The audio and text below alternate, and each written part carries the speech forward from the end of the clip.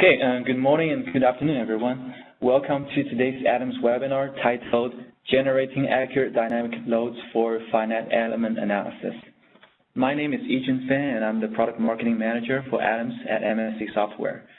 So Chris Davidson will be the main presenter and teacher for today's webinar.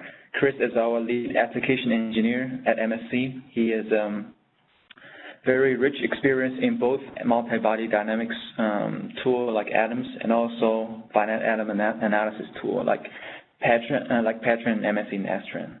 So at the end of today's webinar, there will be about 10 minutes Q&A session. So if you have any question for either today's content or with generic Atoms questions, you can type the questions down in the Q&A window. We will try to either have them answered during the Q&A session, or if it's too detailed, we will try to follow up with you after the event. And also, I see a lot of questions about asking for the recording. So there will be a recording for today's webinar, and then we will send it to you in about 1 to 2 days from today's session. And also, if you need any kind of, so there will be a live demonstration at the later part of today's webinar.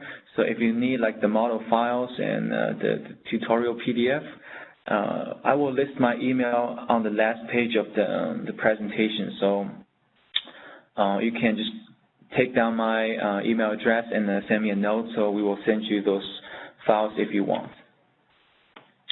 All right, so first I'm going to spend about 5 minutes talking about why you should choose a multi-body dynamic tool like Atoms for generating loads for the FEA.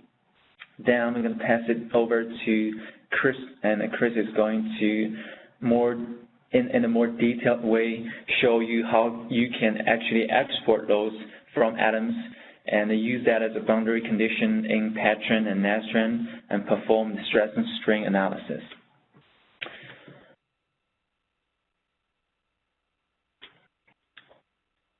Okay, first, why is load prediction important? So today we're talking about the connection between a multi-body dynamic tool and an FEA tool. So I believe some of you are using like Atoms, maybe some of you are using an FEA tool, maybe some of you are not using anything right now. But I believe most of you understand that for an FEA analysis, the analysis results are only as good as the boundary conditions, which is the loads. So that's why you need to very accurately predict the loads or calculate the loads before you put it into your FEA model. Otherwise, the stress and strain distribution or analysis you get after your FEA simulation will not be as realistic as you want it to be. So what are the ways to calculate the loads or to provide the loads or as a boundary condition for the FEA? First, you can do that by hand calculation. Static loads, they are easy to calculate, but if you're talking about a dynamic loading with very complex mechanism and different parts interacting with each other with multiple contacts and frictions, it's really not very realistic for you to do the hand calculation every time you want to generate the load for a certain part or on a certain location. You can also do that by physical testing, but usually it's relatively late in the design process. So in your initial concept design, you will not be able to get those information, but still you want to have a fairly accurate prediction for like the stress and strain results, or like you want to perform some fatigue analysis. And that's why you need a tool like Atoms to help you first accurately predict the dynamic loading early in the design process. And also it's just a lot easier to achieve that compared to the physical tests. So you can actually evaluate a large number of innovations even before you build your first prototype. And that's why we are encouraging people to always not use the assumption when you are calculating, or when you are coming up with a number for your boundary conditions in the FEA, we always encourage people to precisely calculate that in a professional MBD tool like Adams. All right, so there are basically two different methods or two different ways of parts you can export your loading from Adams. First, if the part that you are predicting does not undergo what we call a large deformation or any kind of what we would say so if for example if the part that you are predicting can be simulated in the rigid part, so which means you do not need to incorporate the flexibility into your system. You can just use Adams and predict the loads on any component or any part in the Adams model. And for example, you can, in an operating scenario, you can perform the dynamic loading and find where is the highest loads, or even just export the load history itself on any location of any part that you want to pick. And if the part that you are predicting loads from, if the deformation of that part is important to the final load calculation, you can also integrate, MBD and FEA before you actually generate those loads, which means you can create a model neutral file in your FEA software and import that into Adams. Replace the original rigid part with this flexible part, and then run the multi-body dynamic simulation, then export the loading from that flexible part. So in summary, you can export the loads from not only the rigid parts but also the flexible parts in Adams.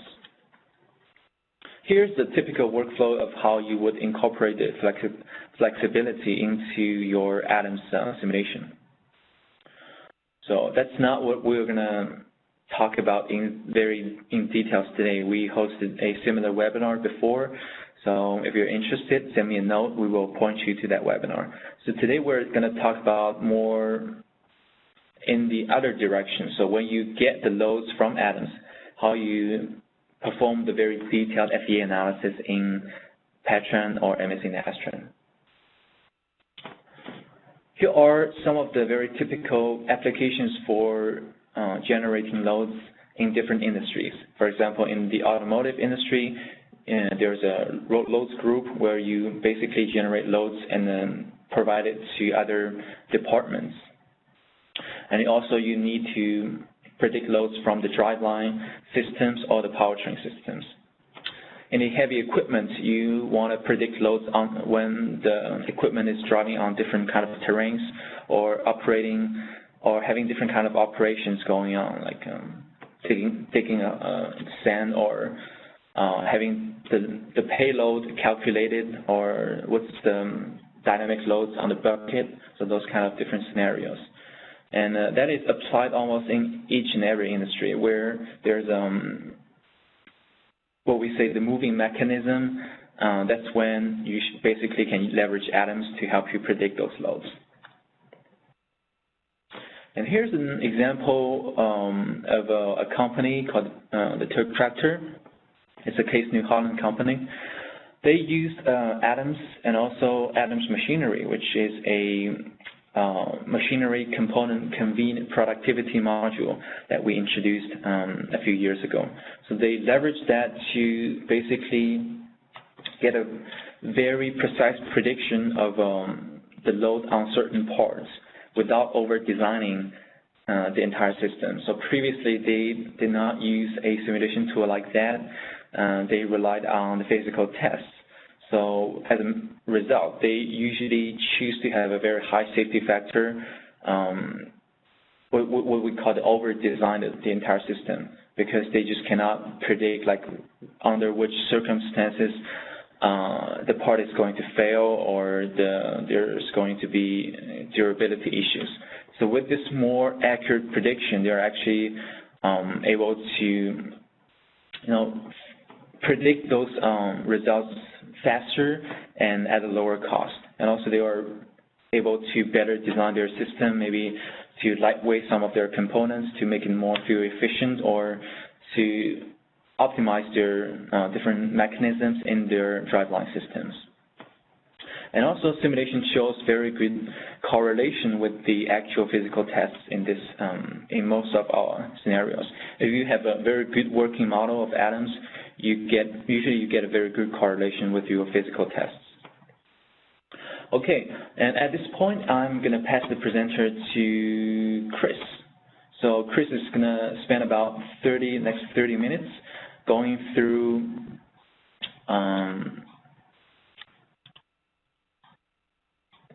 how you can actually export the loads in atoms, and talk a little bit about how you can perform the FEA analysis with your loads as a boundary condition. Okay. Close this out, and we'll go through it this way. Okay. Well, yeah, so what I'm going to be talking about today really is just how you can export loads out of atoms to a finite element package. And in this case, we're going to be using Nastran. Oftentimes you do a multi-body analysis to get the loads.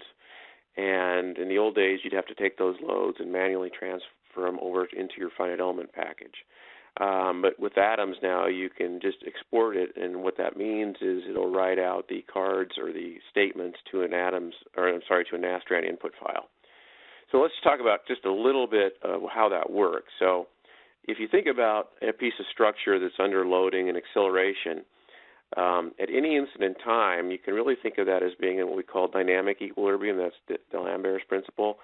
And it really is nothing more than F equals ma, except you bring the ma term over to the left-hand side. So basically, you've got the sum of the applied forces minus the change in momentum equals 0. And since it's equals 0, we call that dynamic equilibrium. And if you take basically the negative of this momentum term, we call that the inertial loads.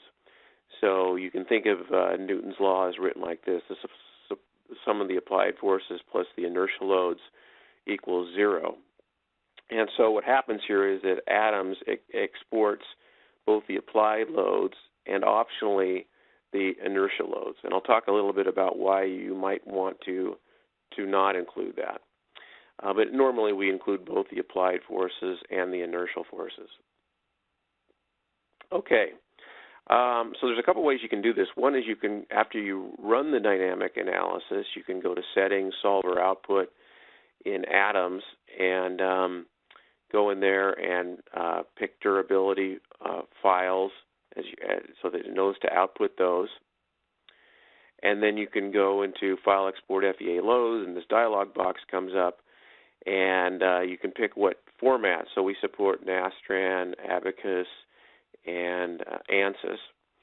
And here's the checkbox whether you want to include that the inertial loads. Normally you do, but there's a thing in Nastran called inertia relief, where Nastran can actually calculate the inertial loads necessary to balance the applied loads. So you can do it either way, actually. And then you specify a name that you want the files written to, and you can pick some nodes here and pick this is kind of important. You have to pick a marker that represents the origin, which is going to be in the FEA system. Okay, and then you pick the output time. So that's one way to do it. Another way to do it is you can go into Build Data Elements FEM data inside of Atoms, and that's the approach that I'm going to use. A little bit different, pretty similar. The one thing I kind of like about this method is you can actually pick this peak slice option, and what that'll do is when each of the nodal loads reaches its maximum during the simulation, it'll write out a load case at that instant. So if you had two different attachment nodes with forces, you get two different load cases written out. The only thing about this one is you must create the form before you actually run the analysis, because it gets written out into the Atoms ADM file. Okay. Now let me talk about just briefly about some of these statements that get written out to Nastran. You can look all these up in the Nastran Quick Reference Guide, but if you look at the exported loads, you'll notice there's a couple different cards in there. Let me just briefly explain them. I won't explain them in detail, but the first one is a grav card that will get written out, and that specifies which direction the gravity is set and what the magnitude of the gravitational vector is. So you see minus 9.8 down here. It will also write out what's called an R-force statement. This is basically loads that correspond to rotation. So if you think about an object that is rotating, there's really two types of acceleration and thus two types of inertial force. You get a inertial acceleration or force due to the omega squared r term, and then you also get an acceleration alpha, which is the angular acceleration times the radius. So really the R force is what Nastran uses to apply these equivalent loads for rotation. So you can see down here, here's an example where Nastran's writing out an R-force card for angular velocity. It's got the angular velocity vector, and also one for angular acceleration. And these are calculated by atoms and then written out, like I say, to Nastran statements or Nastran cards, as we call them. Here's a force. Okay, this is just for a standard point force.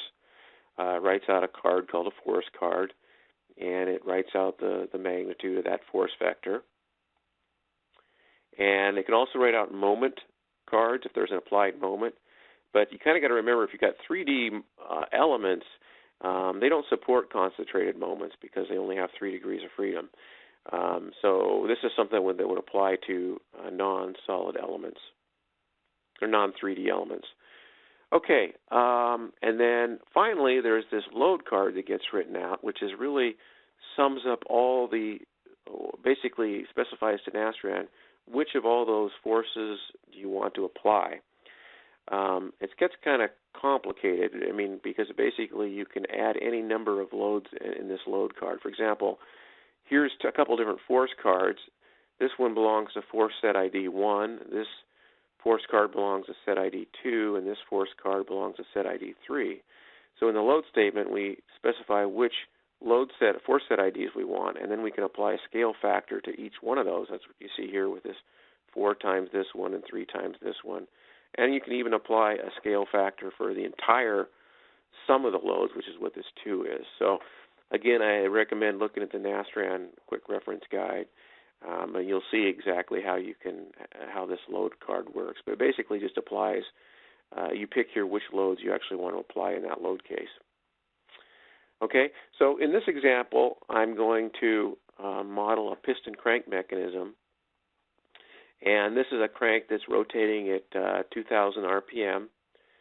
It's got a 4-inch diameter piston, all steel parts with gravity. And the idea is we want to find the maximum loads in the connecting rod. Okay? So now I'll go to the live demo here. And the first thing I'm going to do is fire up atoms.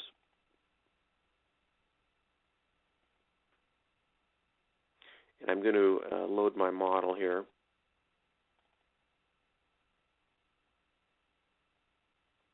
Okay, move it over here.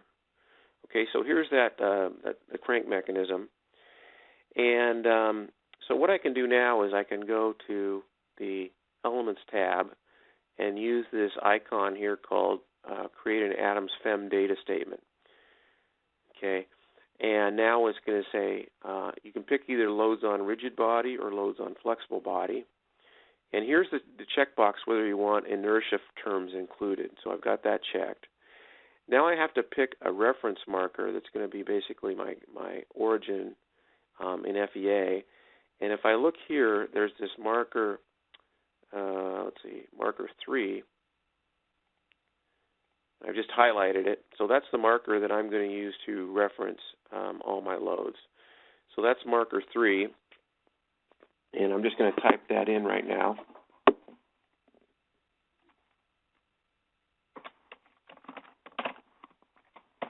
Okay. And then the peak slice I want is the force magnitude, so I pick that. I'll give it a name, so let's call it load.loads. And we'll write it out from 0 to 0.04 seconds, which represents basically 1 revolution. Okay, so we hit OK there.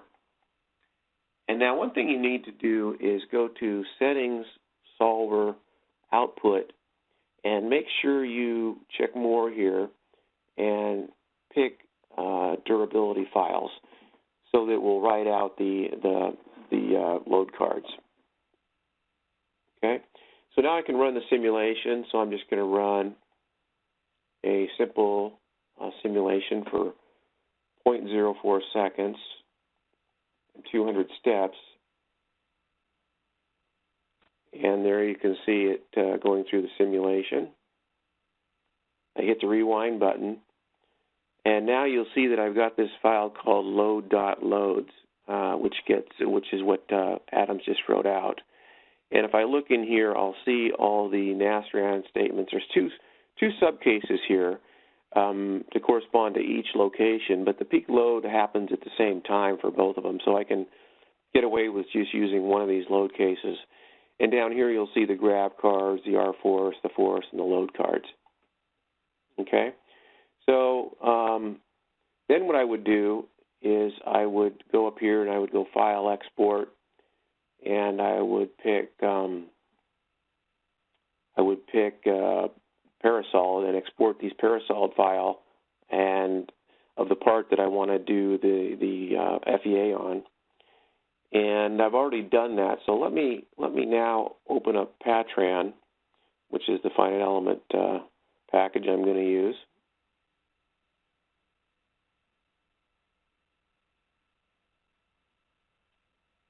Okay, so here's Patran, and I'm going to open a model here.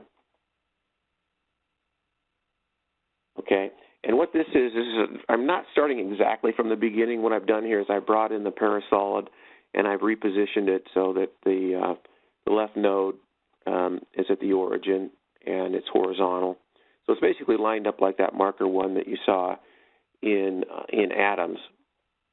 Okay, so now what I can do is I can go to meshing here and I can create a couple of nodes. So we'll create a node at that center and a node at that center. And the reason we do that is we're basically going to use rigid bar elements to spider out to that center node. Because remember, in Adams, everything's represented by a marker, so we have to basically connect all the loads out to an attachment node or marker. Okay. So then I can go ahead and I can mesh this part.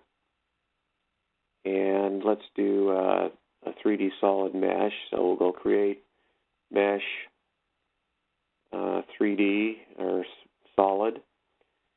And we'll use a TET10 mesh. There's some parameters in here. I like to make the element a little bit smaller in the regions of curvature. So I usually adjust this to make it a little bit finer. It's basically this H/L ratio that you see here. So making it smaller will make the element smaller in radiuses. Okay. And then I pick a solid. I'll pick this guy. And the global edge length is the average size of the element.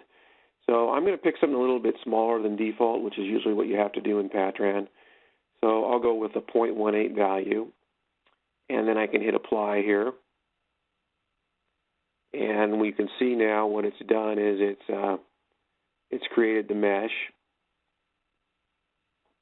So now that I've created this mesh, I have to create some materials and properties. So if I go over to the Properties tab, I can create a material. Let's create an isotropic material called steel.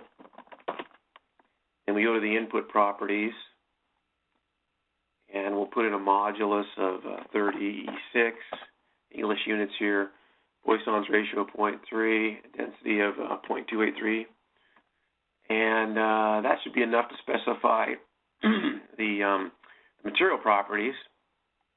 So we hit OK there, and we hit Apply, and now that's created the material. Now the next thing we have to do is we have to actually create properties for the elements that reference that material.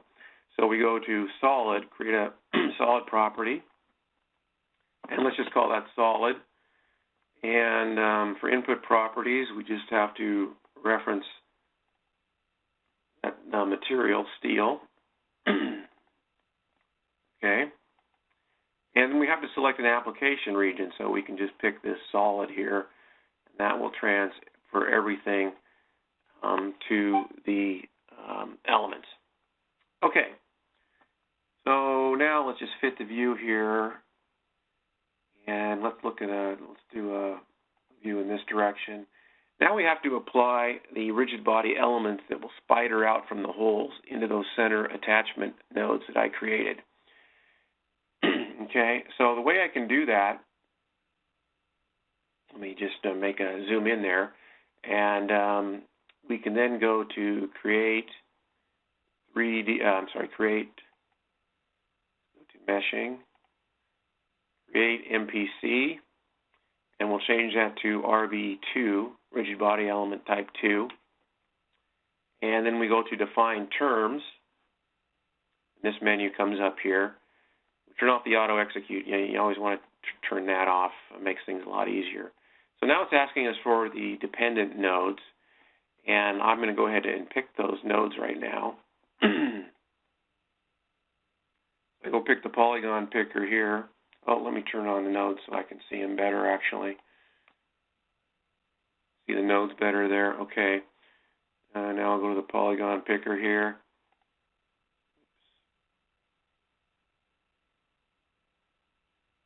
Okay. And I can just go around the hole here and pick the nodes.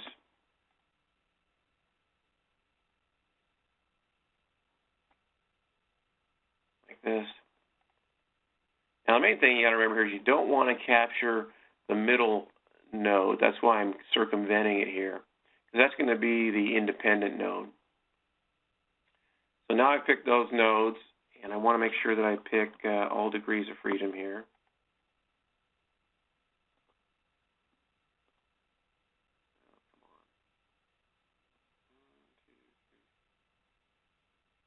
Okay, and now I hit apply, and that will take me over to creating the independent. And so now I just go and I pick this node here, and I hit apply, and now that creates the rigid body spider. And let me just run over that. Oh, I got to do it for the other end actually. So in case this is a little, you got a little bit, you kind of got to pay attention a little bit what you're doing here. So let's just do it one more time on the other side. So we're going to create the RBE. We go to define terms and make sure all our degrees of freedom are picked. Clear this out now, and we're going to pick the dependent one. So we go to the node list. I like to pick the polygon picker up here. That way I can go around the mesh like this and pick those nodes.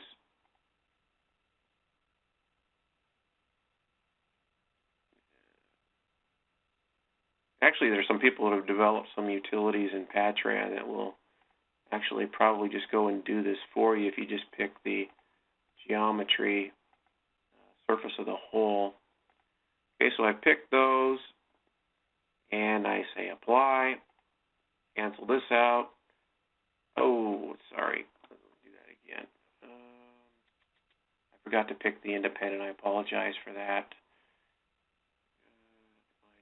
Oh, I think I'm still okay here. Now I go create independent. Pick that node here. Apply, cancel, apply, and that creates the rigid body elements. Okay, so now I've got the entire thing meshed. I've got the rigid body elements. And the next step now is just to do the boundary conditions. So let me explain the boundary conditions real quick here. There's a couple ways you can do this for the boundary conditions. Now, theoretically, all the loads that come out of atoms, the inertial and the applied loads, those should all balance, right? But there's always a little bit of numerical difference. And in a static analysis and finite element analysis, you have to make sure that there's no way it can possibly move, even if there's a slight force imbalance. So what we have to do is we have to prevent any kind of rigid body motion. There's a couple ways you could do it. One is you could just put some stiffening springs at the attachment points. That would do it. Or if you know exactly which way it's going to deform, like this is a two-force body, so you know it can really only extend, you can set up some boundary conditions that will restrict rigid body motion, but will allow that type of motion. And that's really what I'm doing here, is I'm creating a fixed boundary condition at this node where I'm fixing an X, Y, and Z. And then I come over here. That would allow free rotation about that node. But now I fix this node in Y and Z, so now it can't swing like a pendulum, but it could still rotate torsionally. So to fix that rigid body mode, I'm going to just pick any node up at the top and fix that in the Z direction. Okay, hopefully that makes sense. So we'll go back here and we'll go to loads and boundary conditions, and we'll just create a nodal load, and I'm going to call it BC1 just like I did in that picture. And we'll go to input data, and this one we want to, again, this node on the left, we're going to restrict that in all 3 degrees of freedom. And I'm going to need to zoom in a little bit here. Okay, so I hit OK since I've selected the degrees of freedom. Now I go to the select application region, and I'm going to pick this node right here. Oops, sorry, I want to make that FEM. Pick this node, say add, OK, apply. And then I'm going to create the second boundary condition here. That's going to be over at the other end.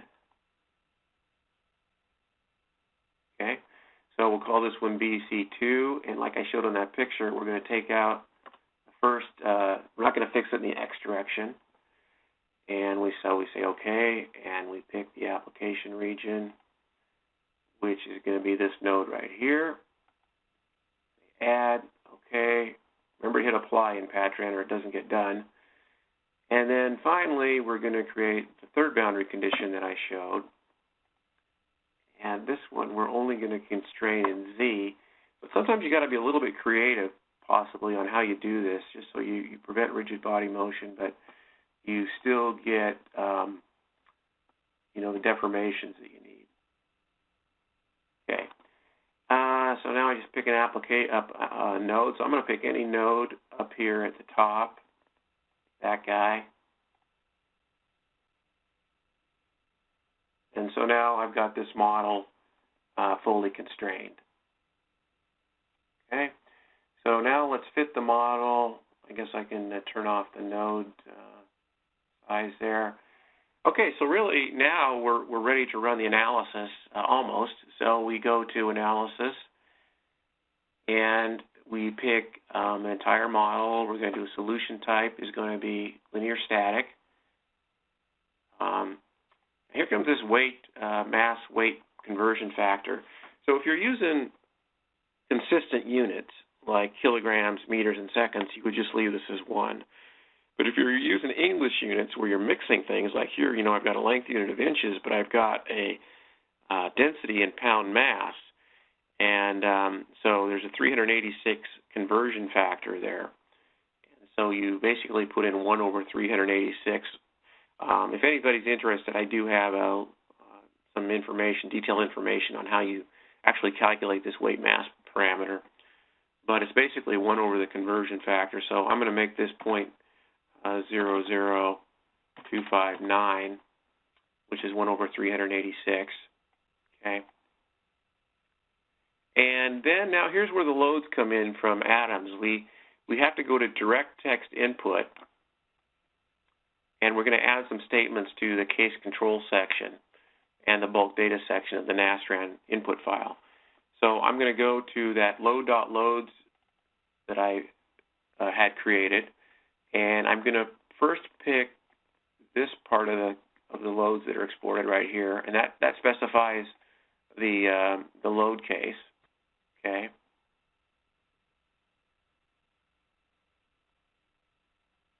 I copy that, and then I go to case control, and I put that in there. That doesn't really matter if you indent it or not. Okay, and then you go to the bulk data section, and now this is where we got to apply all those force cards that got written out from the loads file. So here's the loads file right here. So we come down to the bulk data section, and remember there were two load cases, but they're both the same. So we pick this guy right here, and you can see it's got the grab, the R force, and the load statement. So we copy that, and we paste that right here, like that.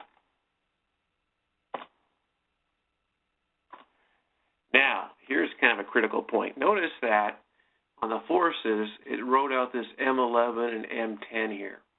Those were marker numbers in Adams, but Adams doesn't know beforehand what the node IDs are going to be for those. So I know that mode marker 10 corresponds to the node on the left, and marker 11 corresponds to the node on the right, and those are nodes 1 and 2 respectively. So I'm going to come in here, and I'm going to change this to node 1, and change this to node 2.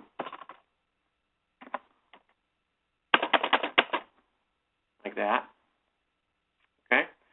And so now it's ready to run. I can go down here and I can hit the apply button, and it'll run the job. It'll probably take about 20, 30, 40 seconds. So I'm going to hold off on that, and I'm just going to basically attach some results I've already created. So load ACTAS results and select the results file. Apply. And then we go to results, and we'll look at, let's look at the stress tensor, and the deformation result would be the translational displacements right there. Hit apply, and it shows your peak stress of about 720 or 72,000 psi. You can see the deformation plot here. I won't show it now, but another thing which I did verify for this model you probably want to do is actually check your reaction loads and make sure that they're fairly small, within a couple pounds of each other, to show that the loads actually do balance. Okay, so that's the general process that you go through to export loads and run those in a finite element program. Okay, now let me go back to the PowerPoint, and I'll wrap up here. Just a couple other things I want to mention. I remember at the beginning I said you could turn the inertial loads on or off. If you want Nastran to calculate those inertial loads, that's called inertia relief, and you would really do it exactly the same way as we did before. It's just that you would not, in the box here, you would not check inertia. And so really what inertia relief is doing is it's calculating acceleration in each direction, corresponding to unbalanced applied loads, and scaling those to make sure that the loads balance. Now, normally when you do inertial load, I'll just put a little disclaimer in here that you usually have to modify the deck slightly. And the presentation that I'm including that Eugen has, really there's two presentations. There's this presentation, which is a short version, and then there's a long version, which includes every single step that I've done today. And it goes into more detail and explains how you would do inertia relief and some of the adjustments you might have to make in the input card. Okay, so that's how you do. So that's the way inertia relief works. Exactly the same. Just uncheck the inertia box, and make sure in Nastran that you go in and you specify inertia relief. There's a solution parameters box that says inertia relief in linear solver, and you just check that. Again, that's all in the presentation that's included. Now let's talk about load export with flexible bodies. Maybe you have a mesh body already in Adams and you want to export the load so that you can do more refined finite element analysis in FEA and the FE environment. So you would do it the same way again, except instead of picking rigid body, you just say loads on flexible bodies. Now kind of one thing that's different about this method is, if you think about it, you've already created this flex body in Patran or Nastran. So you've already got a meshed representation of this part, right? So when you go back to that Patran model that you used to create that flex body, you've already got all the nodes there. So you don't need to remesh or do any of that. You just basically have to apply the loads that came out of the load export from Atoms. Okay, so really that's all I have. I think, Yijin, we can open it up